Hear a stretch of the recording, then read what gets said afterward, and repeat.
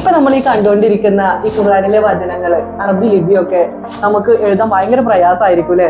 പക്ഷെ ഇത് എഴുതിയത് ഒരു അമുസ്ലിം സുഹൃത്താണെന്ന് പറഞ്ഞാൽ നിങ്ങൾക്ക് വിശ്വാസം ഉണ്ടാവുമോ? പേര് ശ്രീകൃഷ്ണൻ എന്ന് പറയുന്ന ദാസേട്ടനാണ് ഈ ലിപിയൊക്കെ ഇവിടെ എഴുതിയിട്ടുള്ളത്.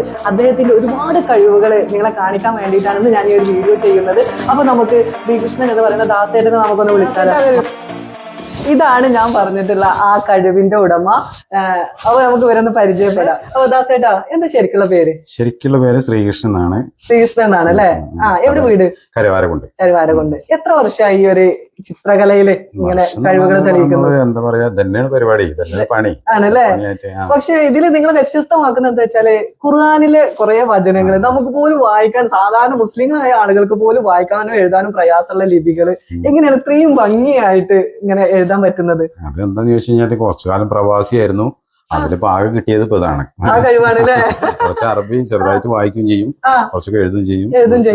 വലിയ വലിയ വാക്കുകളൊന്നും ഇല്ലെങ്കിലും കൂടിയിട്ട് അതിന്റെ ദിവാനി ലെറ്റർ ടൈപ്പുകൾ അങ്ങനെയുള്ള ഓരോ അറബിന്റെ ഒരുപാട് കാര്യങ്ങൾ അങ്ങനെ പഠിച്ചു അല്ലേ? അതൊക്കെ എങ്ങനെ വായിച്ചു പഠിച്ചതാണോ അതോ അങ്ങനെ?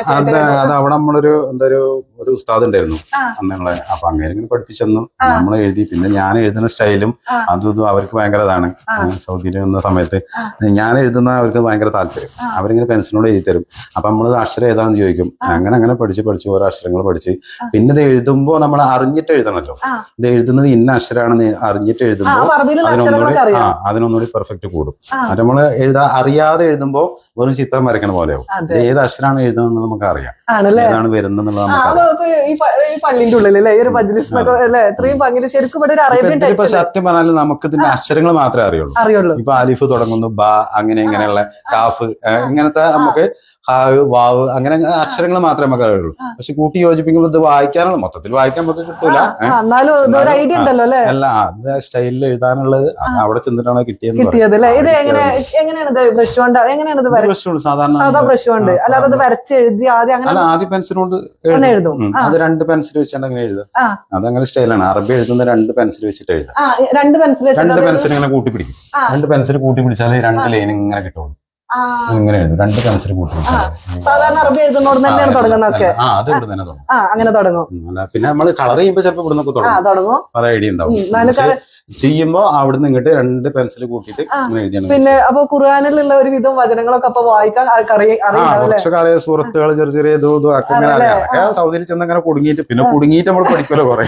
എത്ര വർഷം സൗദിയിൽ? 10 വർഷമായിട്ട് അവിടെ ഉണ്ടായിരുന്നു. 10 വർഷം പ്രവാസിയായിരുന്നു അല്ലേ? പിന്നെ 5-6 വർഷം ദുബായിൽ ഉണ്ടായിരുന്നു. അങ്ങനെയൊക്കെ.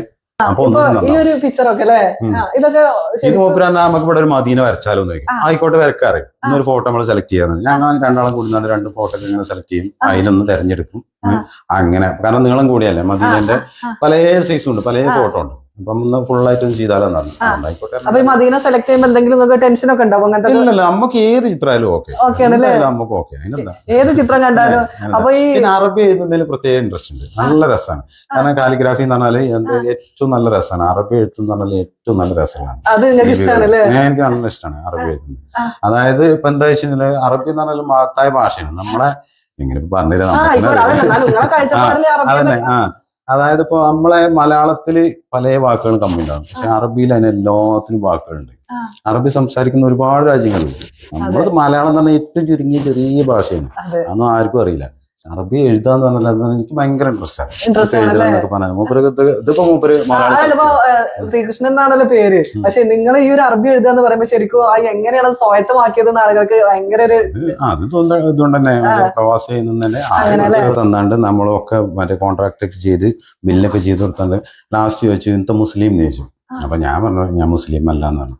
ഇയാള് ഈ വർക്ക് എടുത്താണ്ട് അങ്ങോട്ട് പോയി. ഇയാള് തെറ്റിപ്പോയി. ഗൾഫിൽ സൗദിയിൽ. അപ്പൊ ഞാൻ എന്റെ അറബിനോട് സൗദിനോട് പറഞ്ഞു ഞാനിങ്ങനെ ഒരു സംഭവം ഉണ്ടായി. അപ്പൊ ഇയാള് പറഞ്ഞു എന്തിനാ അങ്ങനെ പറഞ്ഞത്? ഇജ് തമാനിൻ ഫിൽ മിയ, അതായത് 80% നീ മുസ്ലിമാണ്. ഇജ് എല്ലാം സുഹൃത്തുക്കൾ പറയില്ലേ എനിക്ക് ഖുർആൻ വായിക്കാൻ അറിയില്ല, അങ്ങനെയല്ല ഫുള്ളായിട്ട് അങ്ങനെ എനിക്ക് അറിയില്ല, അറബി എനിക്ക് അറിയില്ല, പിന്നെ എന്തിനാ അങ്ങനെ പറഞ്ഞത്? ഞാൻ ചോദിച്ചാൽ അങ്ങനെ പറയതിട്ടോന്ന്. അപ്പൊ മൂപ്പര് തന്നൊരു ധൈര്യത്തില് പിന്നെ ഞാൻ എന്തെങ്കിലും പറയും, കുറെ എന്തേലും അല്ലെ സുഹൃത്തുക്കൾ അത് എന്തെങ്കിലും എന്നൊക്കെ പറഞ്ഞിട്ട് മറ്റേ ഈ അറബി ആൾക്ക് അവിടുത്തെ ഓരോ പരിപാടി ഉണ്ട്. അതായത് എന്താ പറയാ മറ്റേ പണിയെടുത്ത് കഴിഞ്ഞാല് ശമ്പളം കൊടുക്കാതൊക്കെ ബംഗാളികളെ. അപ്പൊ ഞാൻ പറയും ഈ 5 നേരം നിസ്കരിച്ചിട്ട് എന്താ കാര്യം? ഖുറാനിൽ എന്താ പറഞ്ഞിക്കണത്? ഇങ്ങനെ മറ്റേ വേർപ്പ് പറ്റുന്നതിന് മുന്നേ കൂലി കൊടുക്കണം, വല്ല ഇന്ത മിയോ അങ്ങോട്ടും ഇങ്ങോട്ടും എന്നൊക്കെ പറഞ്ഞാല്. പിന്നെ അവിടെ നിന്ന് ഇങ്ങോട്ട് റസം മുദീർ എന്നും പറഞ്ഞാണ്ട് അവിടെ അറിയപ്പെടുക. റസം മുദീർ എന്ന് പറഞ്ഞാല് ആർട്ടിസ്റ്റ്. പിന്നെ 10 കൊല്ലായില്ലേ അവിടെ, പിന്നെ എല്ലാവർക്കും അറിയാം. അങ്ങനെ ഇങ്ങോട്ട് അങ്ങനെ ഉള്ള പണി പോയി. പിന്നെ ഓൽക്ക് ഒന്നും അറിയില്ല. പിന്നെ എന്നെ വെള്ളിയാഴ്ച ഖുറാൻ ക്ലാസ്സിന് കൊണ്ടുപോകും. എനിക്ക് മലയാളം ഖുറാൻ കൊടുത്തിരുന്നു. അങ്ങനെ തരുന്നു, ഇങ്ങനെ തരുന്നു. പിന്നെ നമ്മളെങ്ങനെ പുറത്തിറങ്ങി ഏത് മുത്തവ ആര് കണ്ടു കഴിഞ്ഞാൽ അസ്സലാം അലൈക്കും ഒരു സലാം പറയാതെ ആരും പോകില്ല. അത്രയും ഇതായി 10 കൊല്ലം നിലരുത് അങ്ങനെ. പിന്നെ ആകെ കിട്ടിയത് ബാലൻസ് കിട്ടിയത് ഇതാണ്, കുറച്ച് അറിവും കുറച്ച് അറബിയും. അതുകൊണ്ട് ഇപ്പൊ നല്ല അടിപൊളിയായിട്ട് ജീവിച്ചു പോകാൻ പറ്റുന്നുണ്ട്. ജീവിതമാർഗം അതാണ്. പിന്നെ ഒരുപാട് വർക്കുകൾ ചെയ്തിട്ടുണ്ടല്ലോ അല്ലെ? ഒരുപാട് ചെയ്തിട്ടുണ്ട്. ഇതന്നെ പരിപാടി തന്നെയാണ്. ഒരുപാട് ചിത്രങ്ങളൊക്കെ കണ്ടു. പിന്നെ ബേസിക്കലി കാർപ്പന്റർ ആണ്. പിന്നെ ഇതൊക്കെ ശരിക്കും പോയിട്ട് പഠിച്ചിട്ടുണ്ടോ? എവിടെയും പഠിച്ചിട്ടില്ല, ഒന്നും പഠിച്ചിട്ടില്ല. സ്വന്തം കഴിവില് ഉണ്ടാക്കിയെടുത്തതാണല്ലേ? അങ്ങനെ ചെയ്ത് ചെറുപ്പത്തിലൊക്കെ അങ്ങനെ വരച്ച അങ്ങനെ ചെറുപ്പത്തിലൊക്കെ വരയ്ക്കായിരുന്നു. പണ്ട് മുതലേ അങ്ങനെ സ്കൂളിലൊക്കെ അങ്ങനെ അങ്ങനെയൊക്കെ അവസരങ്ങളൊക്കെ കിട്ടിയിട്ടുണ്ട്. അതെ, അങ്ങനെയൊക്കെ അതന്നെ ഉള്ളു. ഫാമിലിയിൽ ആരെങ്കിലും വരക്കുന്നവരുണ്ടോ? ഫാമിലി 2 കുട്ടികൾ വരയ്ക്കും, 2 പെൺകുട്ടികള്. ഒന്ന് 7ാം ക്ലാസ്, ഒന്ന് 3ാം ക്ലാസ്. പിന്നെ മൂത്ത ചെക്കനാണ്. ഓന് പിന്നെ അതിന്റെ ടേസ്റ്റ് ഒന്നുമില്ല. രണ്ടാളും നല്ല അടിപൊളിയായിട്ട് മത്സരങ്ങളിലൊക്കെ പങ്കെടുക്കാം. എന്തായാലും അച്ഛന്റെ കഴിവ് അതുപോലെ കിട്ടിയിട്ടുണ്ട്. പിന്നെ ദാസേട്ടന്റെ കഴിവ് എന്ന് പറഞ്ഞാല് എടുത്തു പറയേണ്ട ഒരു കാര്യം, നമ്മളെ മനസ്സിൽ എന്താണോ അതോട് പറഞ്ഞു കൊടുത്താൽ മതി അല്ലേ? അതെ, അതായത് ഇപ്പൊ ഒരാൾ തരുന്ന ഒരു ഫ്രീഡം കൂടിയാണ്. ഫ്രീഡം. ഇപ്പൊ ഞാനിപ്പോ ഒരു വർക്ക് എടുത്ത് തന്നിട്ട് പിന്നെ അത് ഇങ്ങനെ വിട്ട് തന്നാൽ ബാക്കി പിന്നെ ദാസേട്ടൻ അതിൽ വേറെ കൺട്രോൾ കിടത്തി കഴിഞ്ഞാൽ നമ്മൾ ആ ഒരു ഫ്ലോ പോകും. നിങ്ങളെന്താ ചെയ്തോളെന്ന് പറയും. ഇത് ഇന്നതാണ്, ഇതിപ്പോ നിസ്കാര റൂമാണ്, നമുക്ക് ഇങ്ങനെ വേണം, ഇത് കിബിലയാണ്, അതാണ് ഇതാണെന്നൊക്കെ പറഞ്ഞ് നമുക്ക് അതിന്റേതായിട്ടുള്ള ഒരു ഇത് ഞാൻ ചോദിക്കുന്ന കാക്കും ഇങ്ങനെ പോരെ ചെയ്തോളിന്ന് അറിയാം. പിന്നെ വേറെ ഒന്നും പറയണ്ട. പക്ഷെ അതുകൊണ്ടാണ് ഇത്രയും ഭംഗിയായിട്ട് ശരി. എനിക്ക് സന്തോഷമായി. ഇതിപ്പോ കാക്കൂന്, അതായത് നമ്മളെ മുനീറക്കാക്കും മൂപ്പർക്കും സന്തോഷമായി. കുഞ്ഞിക്കാന്ന് ഞങ്ങൾ വിളിക്കും. കുഞ്ഞിക്കാക്കും സന്തോഷമായി, എനിക്കും സന്തോഷമായി. പിന്നെ കാണുന്നവർക്ക് ഇത്രയും മനസ്സെന്നറിയാണേ. കാരണം നിസ്കരിക്കാൻ വരുന്നവർക്ക് മനസ്സിന് ഭയങ്കര കുളിർമ കിട്ടുന്ന ഒരു ഇത് കുഞ്ഞിക്ക് അത് ഫുള്ളായിട്ട് വായിച്ചു തരാം. മൂപ്പരാന്നിട്ട് കേറുമ്പോ ആൾക്കാരത് വായിച്ച് ഇവിടുന്ന് നിസ്കരിക്കാതെ പോകരുത് എന്നാണ്. അതാണ്. ഇപ്പൊ ഈ ചുമരുകളും അതുപോലെ തന്നെ ഇവിടെ ഒരുപാട് പിക്ചറുകളൊക്കെ ഉണ്ടല്ലോ. ഇതൊക്കെ എങ്ങനെയാണ് മനസ്സിലെങ്ങനെ ഇത് വരക്കാനുള്ളത് കണ്ടിട്ടുണ്ടോ? അല്ല, ഞാൻ പോയിട്ടില്ല, കണ്ടിട്ടില്ല. പക്ഷെ എല്ലാം നമ്മള് ചിത്രങ്ങൾ ഒരുപാട് അവിടെ ഒരുപാട് വരച്ചിട്ടുണ്ട്. ഒരുപാട് വരച്ചിട്ടുണ്ട്. നമ്മളിത് ഇതുപോലെ പല പൊസിഷനും ഒരുപാട് വരച്ചിട്ടുണ്ട്. അതേപോലെ ഈ ചുമരുകൾ ഇതെന്ന് പറഞ്ഞാല് ഇത് നമ്മളൊരു മലയാളിന്റെ ഒരു കഴിവ് കൂടി പറയുന്നത് അതിനകത്ത്. അതായത് മൂപ്പര് ഒന്നാമത് ഗൾഫിന്റെ ഒരാളാണ്, ഖത്തർ അത് ഇതെന്നൊക്കെ പറഞ്ഞ മൂപ്പര് അതിന്റെ ഒരാളാണ്. അപ്പൊ മൂപ്പർക്ക് അവിടുത്തെ ഒരു സ്റ്റൈല് വേണം എന്നൊക്കെ പറഞ്ഞു. മൂപ്പര് വീട്ടിലും അങ്ങനെ തന്നെ ഒരു സൗദി ലുക്ക്, ഖത്തർ ലുക്ക്, അങ്ങനത്തെ ഒരു സ്റ്റൈലാണ്. അപ്പൊ അത് കൊണ്ടേ കാണിച്ചാണ്ട് അതുപോലെ തന്നെ വേണമെന്ന് പറഞ്ഞിട്ട് നമ്മൾ ജോട്ടന്റെ പ്രത്യേക പെയിന്റ് മേടിച്ച് ഗോൾഡൻ പെയിന്റ് മേടിച്ചാണ്ടൊക്കെ ചെയ്തതാണ്. പിന്നെ അതല്ല അതെ മൊത്തം ഒറ്റയ്ക്ക് ഞാൻ തന്നെ. പിന്നെ അതല്ല, നമുക്ക് തരുന്നൊരു ഫ്രീഡം ഉണ്ട്. അത് നിങ്ങളെ ഇഷ്ടത്തിനാണ് ചെയ്തോളി എന്ന് പറഞ്ഞു കഴിഞ്ഞാല് പിന്നെ അങ്ങനെ ചെയ്യാം. ഇത് മൂപ്പര് ഇങ്ങനെ പറഞ്ഞു, ഇങ്ങനെ അള്ളാഹു ജല്ല ജലാൽ, അള്ളാഹു ജല്ല ജലാൽ, അപ്പൊ ഇതിങ്ങനെ എഴുതണമെന്ന് പറഞ്ഞു.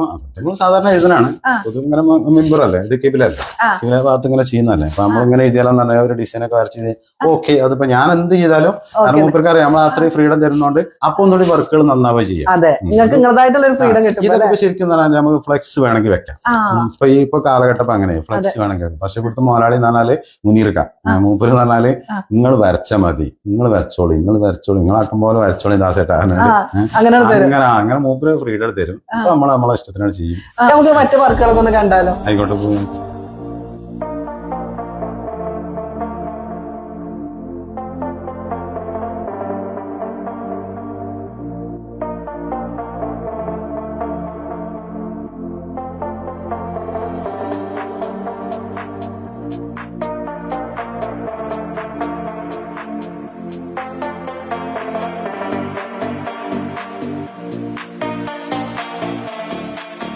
ഇപ്പൊ ഈ ചുമരിലുള്ള ഈ കുട്ടനാടിന്റെ ഭംഗിയൊക്കെ ശരിക്കും നല്ല അടിപൊളിയായിട്ടുണ്ട്. ഇതൊക്കെ ശരിക്കും നിങ്ങൾ വരച്ചത് തന്നെയല്ലേ? വരച്ചത് തന്നെയാണ്. പക്ഷെ കുട്ടനാട് പോയിട്ടില്ല, ഒന്നുമില്ല. ഇതൊക്കെ ഒരു 10 ചിത്രങ്ങൾ, ഒരു 8-9 ചിത്രമോ 10 ചിത്രമോ ഇപ്പോഴും ഉണ്ടാവും ഇവിടെ. അത് കൂട്ടി വരച്ചതാണിത്. കുട്ടനാട് പോയിട്ടില്ലല്ലേ? എവിടെ പോണ, ആര് പോണ, ഞാനൊന്നും പോയിട്ടില്ല. എന്നിട്ട് അപ്പൊ ഇത് ഇങ്ങനെ മലയാളി പറയും, ഇങ്ങനെ നമുക്ക് ഇന്നതാണ് വേണ്ടത്, എങ്ങനെ ശരിയാവുന്ന ചോദിക്കാം. നമുക്ക് ഒന്ന് വരയ്ക്കാന്നറിയാണ്. ആ ഇതൊക്കെ എത്ര ദിവസത്തെ വർക്കാ? ഇതിപ്പോ ഒരു 6 ദിവസത്തെ വർക്കാണല്ലേ? ആ ഈ ഫ്രെയിം ആദ്യം ഇങ്ങനെ ചെയ്ത് വെച്ചു, അതിന്റെ ഉള്ളിൽ നമ്മളെ വർക്ക് കൊടുത്തു. ആ പിന്നെ എടുത്തു പറയേണ്ടത് താജ്മഹൽ ഒരു രക്ഷയില്ല കേട്ടോ. ഇതിന്റെ മുന്നിൽ നിന്ന് ഫോട്ടോ എടുത്തോന്ന് ചോദിക്കും എപ്പോഴാ താജ്മഹൽ കാണാൻ പോയത്. ഇതൊക്കെ എങ്ങനെയാ ചെയ്ത്? ഇതുപോലെ തന്നെ ഓരോ ഐഡിയ, ഞങ്ങൾ രണ്ടുപേരും ഓരോ ഐഡിയ ഇടുന്നു, നമുക്ക് താജ്മഹൽ വരച്ചാലോന്ന് പറഞ്ഞു. അങ്ങനെ ഞങ്ങൾ തുടങ്ങി, അങ്ങനെ ചെയ്തു തന്നെ. ഇതിപ്പോ എത്ര ദിവസം എടുത്തു? ഇതും അതുപോലെ തന്നെ, ഇതൊരു ഒരാഴ്ചന്റെ വർക്ക് അല്ലേ? 7 ദിവസം എന്തായാലും. നല്ല ഭംഗിയായിട്ടുണ്ട്. പിന്നെ അതേപോലെ തന്നെ ഈ ഇന്റീരിയർ ഒക്കെ ദാസേട്ടന്റെ കഴിവാട്ടോ. അത് പെയിന്റിലല്ലേ കണ്ടാൽ നമുക്കൊരു വാൾപേപ്പർ ഒട്ടിച്ച പോലെയാണ് തോന്നുക, പക്ഷെ അത് ഫുള്ള് ഹാൻഡ് വർക്കാണ്. പക്ഷെ അത്രയും മോഡേൺ ആയിട്ടുള്ള ലിപിയാണല്ലോ നിങ്ങൾ ഇതിൽ എഴുതിയിട്ടുള്ളത്. ഇതൊന്ന് നമ്മള് പ്രേക്ഷകർക്ക് വേണ്ടി, നമ്മുടെ കൂട്ടുകാർക്ക് വേണ്ടി ഒന്ന് വായിച്ചത്. ഇതിപ്പോ എന്താ പറയാന്ന് വെച്ചാല് അല്ലാഹു സമദ് ലം യലിദ് വലം യൂലദ് വലം യകുൽ ലഹു കുഫുവൻ അഹദ്. അത് മൊത്തത്തിൽ വന്നു, അത് ഇതിനകത്ത് ഇങ്ങനെ ഡിസൈൻ ചെയ്തല്ലേ. ഇതൊരു ദിവാനി ടൈപ്പ് മുദർനി മോഡൽ എന്ന് പറയാം. മുദർനി അറബിയില് മുദർനി ലെറ്റർ എന്ന് പറയും.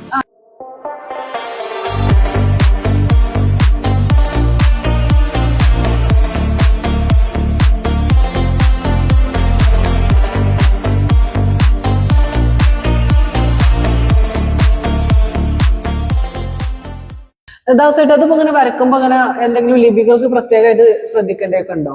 ലിപികൾ എന്ന് പറഞ്ഞാൽ അറബിയിൽ പല പല ലിപികളുണ്ട്. അതിപ്പോ നമുക്ക് അറിയണത് മറ്റേ ദിവാനി, രേഖ, നസ്ക്, പിന്നെ മുദർനി. അതിലിപ്പോ ഇത് മുദർനി മോഡലിൽ പെടും.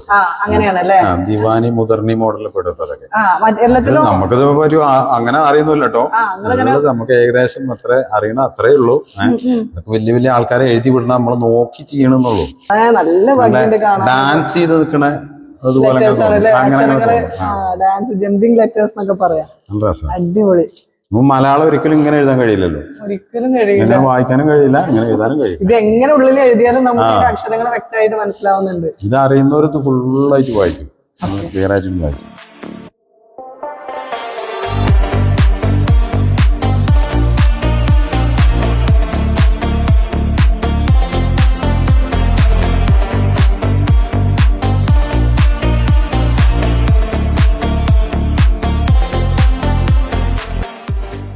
ദാസേട്ടന്റെ കഴിവുകൾ നമ്മൾ കണ്ടു കഴിഞ്ഞു. അപ്പോ നിങ്ങൾക്ക് എല്ലാവർക്കും ഈ വീഡിയോ ഇഷ്ടമായിട്ടുണ്ടാവുമെന്ന് വിചാരിക്കുന്നു. ഇതുപോലുള്ള ആളുകളെ കഴിവുകൾ നമ്മൾ പുറം ലോകത്ത് എത്തിക്കുക. അപ്പൊ ഈ വീഡിയോ നിങ്ങൾ മാക്സിമം ആളുകളിലേക്ക് ഒന്ന് ഷെയർ ചെയ്തവർക്ക് നമ്മുടെ പേജ് ഒന്ന് സബ്സ്ക്രൈബ് ചെയ്യുക. അപ്പൊ ദാസേട്ട് അതുപോലുള്ള വർക്കുകൾ ഇനി എടുത്തു കൊടുക്കൂലേ ആളുകൾക്ക് ആവശ്യമുണ്ടെങ്കിൽ? തീർച്ചയായിട്ടും. അപ്പൊ നമ്മൾ എന്ത് ചെയ്യാ, നിങ്ങളുടെ നമ്പർ ഇതിൽ കൊടുക്കുന്നുണ്ട്. അപ്പൊ ഇതുപോലുള്ള വർക്കുകൾ ചെയ്യാൻ നിങ്ങൾ ആഗ്രഹിക്കുന്നുണ്ടെങ്കിൽ തീർച്ചയായിട്ടും നിങ്ങൾക്ക് ദാസേട്ടനെ ബന്ധപ്പെടാവുന്നതാണ്. മറ്റൊരു കാര്യം കൂടി പറയാൻ വിട്ടുപോയി, നമ്മള് ദാസേട്ടന്റെ കൂടെ തന്നെ ഒരാളും കൂടി ഉണ്ട്, കുട്ടേട്ടൻ അല്ലേ? അപ്പൊ ദാസനും കുട്ടനും എന്നാണ് പേര് അല്ലേ? അപ്പൊ നമുക്ക് അദ്ദേഹത്തെ നമ്മളെ വീഡിയോയിൽ ഒന്ന് ഇൻവൈറ്റ് ചെയ്യാം. അപ്പോ ഇതാണ് ദാസനും കുട്ടനും, അങ്ങനെ പറഞ്ഞാലേ ആളുകൾക്ക് അറിയുള്ളൂ എന്നാട്ടോ പറഞ്ഞത്. അപ്പൊ കുട്ടേട്ടന്റെ ഒരുപാട് കഴിവുകൾ നമ്മൾ അടുത്ത വീഡിയോയിൽ നമ്മൾ കാണിക്കുന്നുണ്ട്. കാരണം സിമന്റ് വർക്കുകൾ അല്ലേ, ഏതിലാണ് മെയിൻ ആയിട്ട് ചെയ്യുന്നത്? സിമന്റ് വർക്കാണ്, കിണർ വർക്കുകള്, ഇരിപ്പിടങ്ങള്. അപ്പൊ നമുക്ക് ആ വീഡിയോ ഒക്കെ നമ്മൾ എന്ത് ചെയ്യാം, അടുത്തൊരു വീഡിയോയിൽ നമ്മൾ കുട്ടേട്ടന്റെ വിശേഷങ്ങളായിട്ടാണ് വരുന്നത്. ഈ വീഡിയോയുടെ വൈൻഡപ്പ് ചെയ്യാണ്. അപ്പൊ നമ്മൾ ഉടനെ തന്നെ കുട്ടേട്ടന്റെ കൂടെ വിശേഷങ്ങൾ നമ്മൾ വീഡിയോയിൽ ഉൾപ്പെടുത്തിയിട്ട് വരുന്നതാണ്. അപ്പൊ അതുവരെ എല്ലാവർക്കും ബൈ.